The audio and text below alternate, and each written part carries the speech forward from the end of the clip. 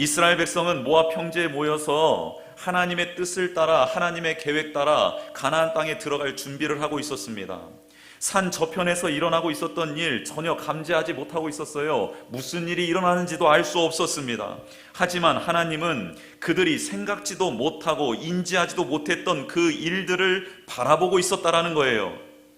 당신이 택한 백성을 저주하기 위해 제사를 드리고 예배를 드리고 선지자를 부른 그 발락의 악한 계획을 무너뜨리기 위하여 하나님이 간섭하고 계셨습니다.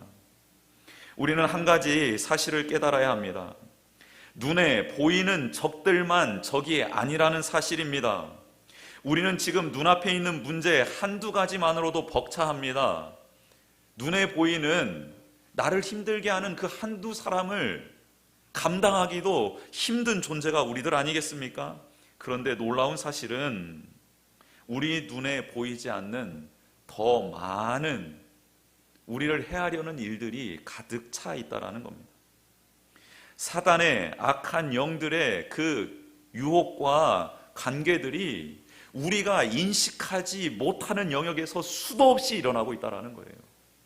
그때 하나님은, 우리를 사랑하시는 하나님은 그 사탄의 계략과 우리를 위협하는 악한 원수들의 그 행동을 막아주시고, 그리고 우리로 하여금 하나님의 뜻을 이루어 갈 수 있도록 도와주시는 분이라는 사실을 기억하시는 우리 모두가 되었으면 좋겠습니다.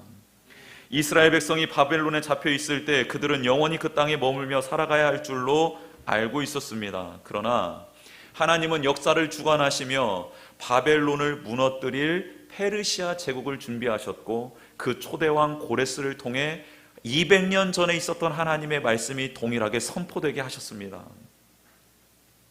우리에게 약속하신 하나님의 말씀이 있지요. 그 약속 따라 지금까지 우리가 왔습니다. 그런데 현실은 어떤가요? 녹록치 않습니다. 언제 이루어질까 답답하기만 합니다.